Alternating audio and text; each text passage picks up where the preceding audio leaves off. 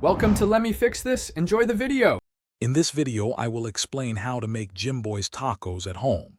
First, you'll need 1 pound of ground beef, corn tortillas, and a generous amount of grated Parmesan cheese. The distinct taste of Jimboy's comes from a blend of spices and how the tortillas are prepared. Don't forget fresh toppings like crisp shredded lettuce and ripe diced tomatoes to complete your taco experience. To start, brown your ground beef in a pan, breaking it up finely.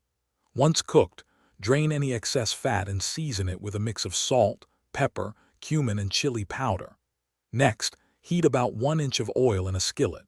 Fry each corn tortilla for a few seconds on one side, then flip it. Immediately sprinkle Parmesan cheese onto the tortilla, letting it melt slightly before folding it in half to create that iconic cheesy, crispy shell. Now for the fun part. Assembly. Take your warm, cheesy taco shells and spoon in a generous amount of the seasoned ground beef. Next, add a mound of fresh, shredded iceberg lettuce and some vibrant diced tomatoes.